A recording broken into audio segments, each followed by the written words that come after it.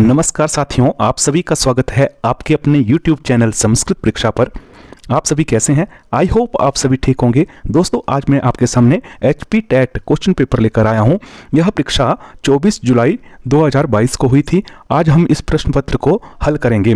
तो आज का कक्षा का पहला प्रश्न है दोस्तों, मांडुकायन शाखा से संबंधित वेद है। मांडुकायन शाखा पूछिए दोस्तों, तो मांडुकायन शाखा यहाँ पर पूछी है। तो मांडुकायन शाखा का संबंध किससे है? ऋग्वेद से है, यजुर्वेद से है, सामवेद से है या अथर्ववेद से है? सामवेद से है, यजुर्वेद से है, ऋग्वेद से है या अथर्ववेद से है? तो मांडुकायन शाखा का संबंध जो है वह ऋग्वेद से है। आचार्य शौनक जो चर्मव्यूह के रचयिता है, उन्होंने ऋग्वेद की 5 शाखाएं बतलाई है। कौन कौन सी 5 शाखाएं बताई है? जिसमें शाकल, वाशकल, आश्वलायन, सांख्यायन और मांडुकायन। तो यह मांडुकायन का संबंध ऋग्वेद से है। दोस्तों, ऋग्वेद की महर्षि पतंजलि जी ने 21 शाखाएं बताई है और यजुर्वेद की 100 शाखाएं बताई है, जिसमें वर्तमान में 6 शाखाएं मिलती है, जिसमें शुक्ल यजुर्वेद की माध्यान्दिन शाखा और काणव शाखा और कृष्ण यजुर्वेद की तैतरीय, मैत्रायणी, कठ और कापिष्टल यह शाखा मिलती है। और सामवेद की महर्षि पतंजलि जी ने अजार शाखा बताई है, जिसको सहस्त्रवतर्मा सामवेद भी कहते हैं।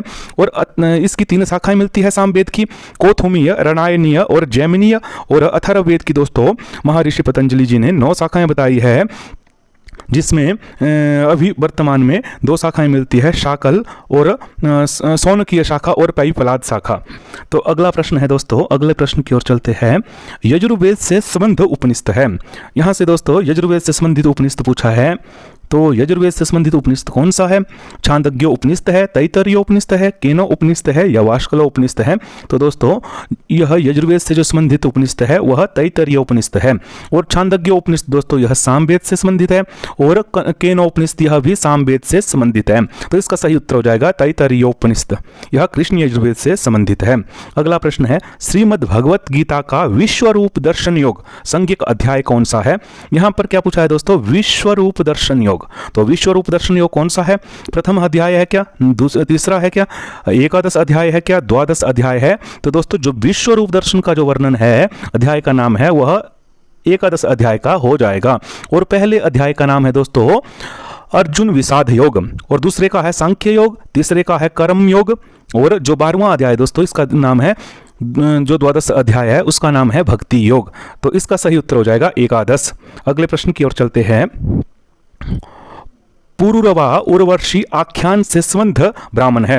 पुरुरवा और उर्वशी से आख्यान से संबंधित ब्राह्मण कौन सा है दोस्तों? ऐतरीय है, गोपथ है, तांड्य है या सतपथ है? तो दोस्तों इसका जो आंसर की में इसका आंसर ए दिया था, जबकि इसका आंसर सही आंसर सतपथ ब्राह्मण। सतपथ ब्राह्मण में पुरुरवा और उर्वशी आख्यान मिलता है।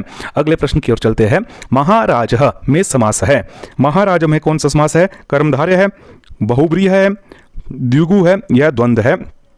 तो इसका सही उत्तर हो जाएगा महाराज में कर्मधारय समास है। और इसका जो लौकिक विग्रह है वह होता है महान चाशो राजा। अगले प्रश्न की ओर चलते हैं। अगला प्रश्न है हमारा, अगला प्रश्न है परिभाषेन्दु शेखर के रचयिता है। परिभाषेन्दु शेखर के रचयिता है तो कौन है दोस्तों? कौंडदेव है, पतंजलि जी है या व्याढ़ी है या नागेश भट्ट है? तो इसका सही उत्तर हो जाएगा परिभाषेन्दु शेखर दोस्तों नागेश भट्ट जी की रचना है। और इनकी कुछ अन्य रचनाएं मिलती है, जैसे व्याकरण सिद्धांत कौमुदी, परिभाषेन्दु शेखर, लघु शब्देन्दु शेखर, बृहत शब्देन्दु शेखर, लघु मंजूषा, परम लघु मंजूषा, महाभाष्य प्रदीपोद्योत। यह नागेश भट्ट जी की रचनाएं हैं। और जो कौंडदेव जी है इनकी कौन कौन सी रचनाएं हैं? तो इनकी रचनाएं हैं व्याकरण भूषण सार, लघु व्याकरण भूषण सार और न्याय पदार्थ दीपिका। यह कौंडदेव जी की रचनाओं के नाम है।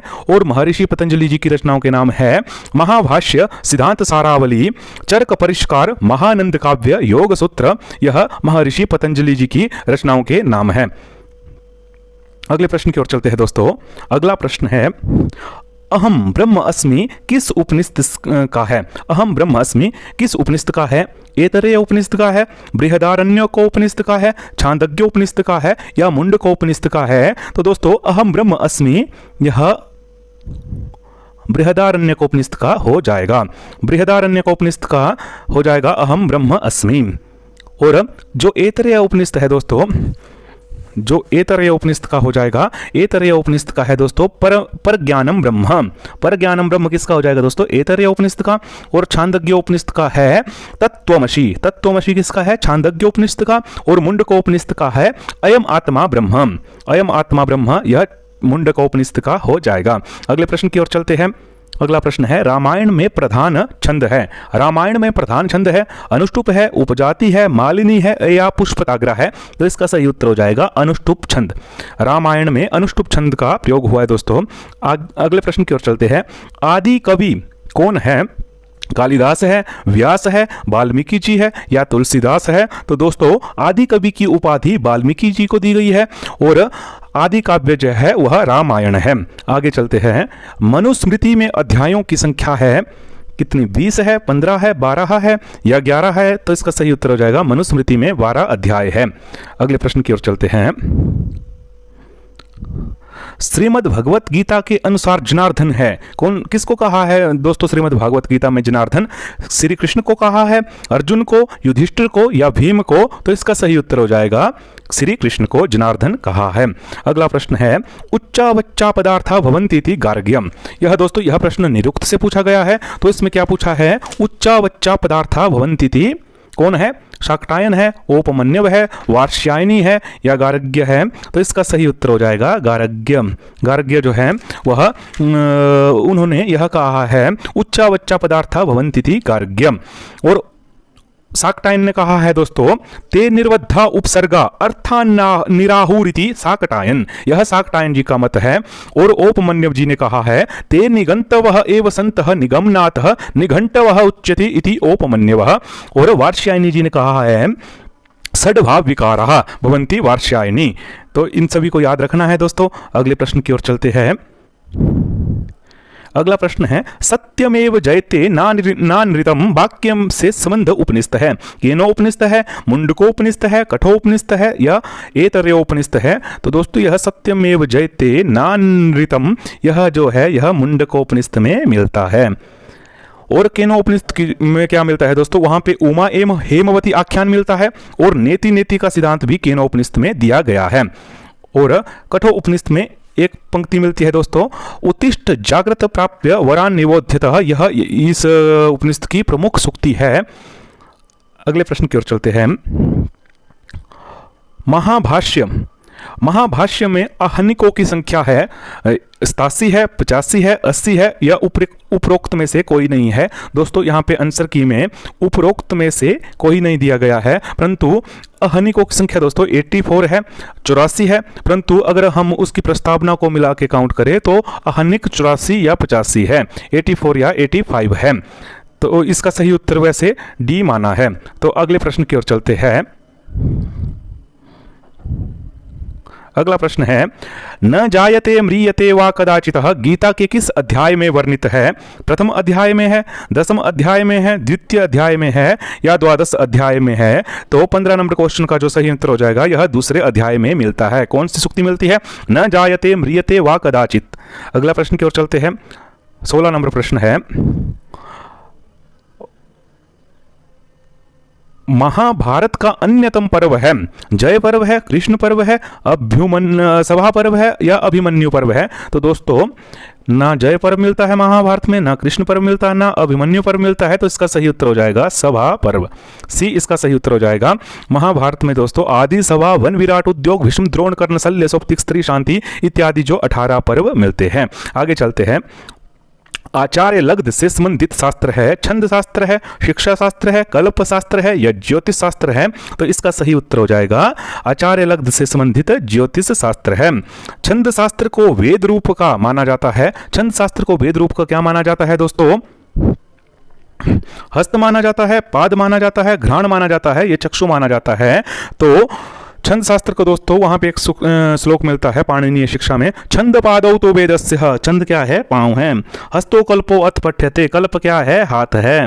हस्त कल्पो अथ पठ्यते ज्योतिषामयनम चक्षु श्रोत्रम निरुक्तम उच्यते। श्रोत्र क्या है? निरुक्त। शिक्षा घ्राण तो वेदस्य, शिक्षा घ्राण है दोस्तों।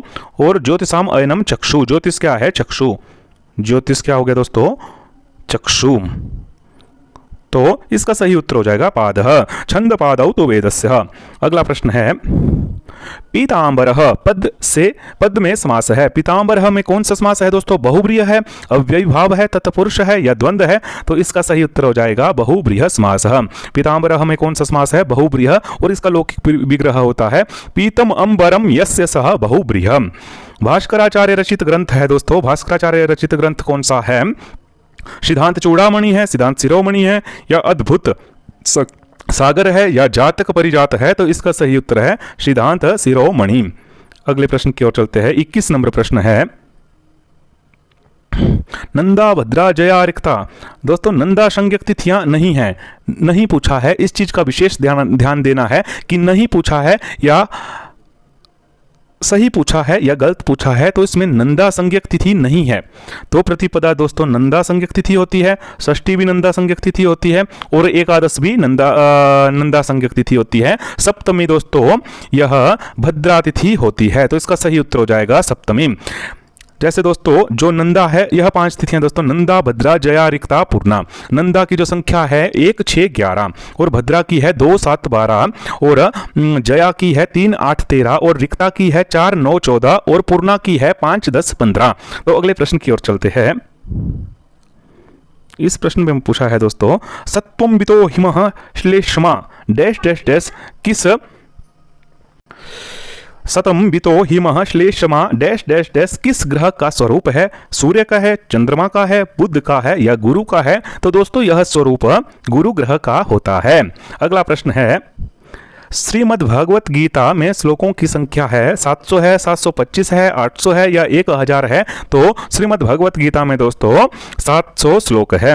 भरणी नक्षत्र का स्वामी है, शुक्र है, सूर्य है, चंद्र है या इनमें से कोई नहीं है? तो दोस्तों यहाँ पे जो आंसर दिया है, यहाँ पे दोस्तों जो आंसर दिया है इनमें से कोई नहीं है, परंतु इसका भरणी नक्षत्र का जो स्वामी जो हो जाएगा वह शुक्र हो जाएगा। भरणी नक्षत्र के स्वामी शुक्र है और पूर्वा फाल्गुनी का स्वामी भी शुक्र है और पूर्वाखाड़ा का स्वामी भी शुक्र है। और सूर्य जो है दोस्तों वह उत्तर फाल्गुनी नक्षत्र का स्वामी कौन है? सूर्य है। और रोहिणी हस्त श्रवण का स्वामी चंद्रमा है। तो इसका सही उत्तर वैसे दोस्तों शुक्र होना चाहिए, परंतु आंसर की में डी दिया है तो इसको ए लेकर चलो। अगले प्रश्न की ओर चलते हैं। तर्क संग्रह के अनुसार अनुमान के भेद है 2 है, 1 है, 3 है या 5 है? तो इसका सही उत्तर हो जाएगा तर्क संग्रह के अनुसार अनुमान के 2 भेद होते हैं। अगले प्रश्न की ओर चलते हैं। उत्क्षेपण किसका भेद है? द्रव्य का है, सामान्य का है, कर्म का है, गुण का है? तो दोस्तों द्रव्य कितने हैं? पदार्थ दोस्तों 7 है, द्रव्य 9 है। पृथ्वी, जल, तेज, वायु, आकाश, दिक्, काल, आत्मा, मन, यह द्रव्य है। कितने हैं? तो 9 है। सामान्य कितने हैं? 2 है, पर सामान्य और अपर सामान्य। और कर्म कितने हैं दोस्तों? 5 है। तो यह कर्म का भेद है जिसमें उत्क्षेपण, अपक्षेपण, आकुंचन, प्रसारण और गमन। तो गुणों की संख्या कितनी है? 24 है और कर्म की संख्या 5 है, सामान्य की संख्या 2 है और द्रव्य की संख्या 9 है। तो इसका सही उत्तर हो जाएगा सी कर्म। कर्म के अंतर्गत उत्क्षेपण आता है, अपक्षेपण आता है, आकुंचन आता है, प्रसारण आता है और गमन आता है। अगला प्रश्न है अथातो धर्म जिज्ञासा सूत्र का संबंध है वेदांत से है, वैशेषिक से है, सांख्य से है या मीमांसा से है? तो इसका सही उत्तर हो जाएगा मीमांसा से। अगले प्रश्न की ओर चलते हैं। लोकायत दर्शन किस दर्शन का अप्रनाम है? लोकायत किस दर्शन का अप्रनाम है? चारवाक का है, सांख्य का है, योग का है या वेदांत का है? तो लोकायत दर्शन दोस्तों चारवाक का है। इसको बृहस्पत्य दर्शन भी कहते हैं। शून्यवाद का संबंध है जैन से है, चारवाक से है, बोध से है या न्याय से है? इसका सही उत्तर हो जाएगा शून्यवाद का संबंध बौद्ध दर्शन से है। और इसमें 4 भाग है दोस्तों बौद्ध दर्शन में, माध्यमिक, योगाचार, सैद्धांतिक और वैभाषिक। तो माध्यमिक में शून्यवाद का वर्णन मिलता है। आगे चलते हैं। गीता महाभारत के किस पर्व से ली गई है? भीष्म पर्व से, द्रोण पर्व से, आदि पर्व से या सभा पर्व से? तो दोस्तों यह भीष्म पर्व से ली गई है। अगला प्रश्न है सदानंद रचित ग्रंथ है ब्रह्मसूत्र है, सांख्य वृत्ति सार है, वेदांत सार है या पंचदशी है? तो दोस्तों इसका सही उत्तर है वेदांत सार। वेदांत सार जो है वह सदानंद योगींद्र जी की रचना है। ब्रह्मसूत्र के रचयिता है कौन से है? गौतम है, वात्स्यायन है या पतंजलि है या वेद व्यास है? तो दोस्तों इसका सही उत्तर वेद व्यास हो जाएगा, या वात्स्यायन भी हो सकता है, तो वेद व्यास जी ही है। और गौतम जो है वह न्याय दर्शन के है और पतंजलि जो है वह योग दर्शन के प्रणेता है। और सांख्य दर्शन के प्रवर्तक माने जाते हैं। सांख्य दर्शन के प्रवर्तक कौन है? महर्षि कनाद है, महर्षि पतंजलि है, या कपिल मुनि है, या आचार्य गौतम है। तो सांख्य दर्शन के प्रवर्तक कपिल मुनि है, वैशेषिक दर्शन के प्रवर्तक महर्षि कनाद है, योग दर्शन के प्रवर्तक महर्षि पतंजलि है, और न्याय दर्शन के प्रवर्तक आचार्य गौतम है। अगला प्रश्न है, हितोपदेश का भाग नहीं है, मित्र लाभ नहीं है, काकोलुकीय नहीं है, सुहृद भेद नहीं है, या विग्रह नहीं है। तो इसका सही उत्तर हो जाएगा काकोलुकीय। आगे चलते हैं। कथा सरित सागर के रचयिता है क्षेमेंद्र है, गुणाढ़ है, या सोमदेव है, या नारायण पंडित है। तो इसका सही उत्तर है कथा सरित सागर के जो रचयिता है वो उनके रचयिता सोमदेव है। क्षेमेंद्र की जो रचनाएं हैं, क्षेमेंद्र की रचनाएं दोस्तों बृहत कथा मंजरी, बृहत कथा मंजरी किसकी है? क्षेमेंद्र की है। और गुणाढ़ की वृत्त कथा है, बृहत कथा किसकी है? गुणाढ़ की है। बृहत कथा मंजरी क्षेमेंद्र की है, और हितोपदेश नारायण पंडित की है। तो कथा सरित सागर किसकी है? सोमदेव की। अगले प्रश्न की ओर चलते हैं। सूक्ति पूछी है दोस्तों, अपि ग्रावा रोदत्यपि दलित वज्रस्य हृदयम, यह उक्ति किस नाटक से संबंध है? अभिज्ञान शाकुंतलम से, मालविका अग्निमित्र से, वेणी संहार से, या उत्तर रामचरित से? तो दोस्तों यह सूक्ति उत्तर रामचरित में मिलती है। मुद्रा राक्षस के रचयिता है जयदेव है, अश्वघोष है, विशाखदत्त है, या कालिदास है? तो दोस्तों विशाखदत्त जी है। यहाँ पे लिखने में गलती की है दोस्तों, विशाखादत्त लिखा है, परंतु विशाखदत्त सही नाम है। अगला प्रश्न है दोस्तों, लावणक ग्राम का वर्णन किस नाटक में आता है? मृच्छकटिकम में आता है, स्वपन वाश्वदत्तम में, प्रतिमा नाटक में, या मुद्रा राक्षस में? तो लावणक ग्राम का वर्णन दोस्तों स्वपन वाश्वदत्तम में आता है। अगला प्रश्न है, यह बहुत महत्वपूर्ण सूक्ति है दोस्तों, भवितव्यानाम द्वाराणि ही भवन्ति सर्वत्र सूक्ति से संबंध काव्य है। स्वप्न वाश्वदत्तम है, महावीर चरित है, वेणी संहार है, या अभिज्ञान शाकुंतलम है? तो इसका सही उत्तर है यह सूक्ति अभिज्ञान शाकुंतलम से है। नैषधीय चरितम महाकाव्य में सर्गों की संख्या है कितनी है? 25 है, 22 है, 18 है, या 20 है? तो इसका सही उत्तर है दोस्तों नैषधीय चरित महाकाव्य में 22 सर्ग है, और 18 सर्ग दोस्तों किरातार्जुनीयम में है, और 20 सर्ग शिशुपाल वध में है। यह तीनों बृहत त्रय के अंतर्गत आते हैं। अगला प्रश्न है, मेघदूतम का मुख्य रस है? शांत रस है, करुण रस है, विप्रलंभ श्रृंगार रस है, या अद्भुत रस है? तो मेघदूत में दोस्तों विप्रलंभ श्रृंगार रस है। काव्य प्रकाशानुसार रस दोषों की संख्या है 12 है, 21 है, 7 है, या 13 है? तो इसका सही उत्तर है दोस्तों काव्य प्रकाश के अनुसार रस दोषों की संख्या 13 है। अगला प्रश्न है, बृहत जातकम के रचयिता है? नीलकंठ है, आर्यभट्ट है, ब्रह्मगुप्त है, या वाराहमिहिर है? तो इसका सही उत्तर हो जाएगा वाराहमिहिर। अगला प्रश्न है दोस्तों, आत्मा का कारक ग्रह है? आत्मा का कारक ग्रह कौन सा है दोस्तों? चंद्रमा है, सूर्य है, गुरु है, या बुध है? तो इसका सही उत्तर सूर्य हो जाएगा। ईशावास्योपनिषदम का संबंध किस वेद से है? ऋग्वेद से है, शुक्ल यजुर्वेद से है, सामवेद से, या अथर्ववेद से है?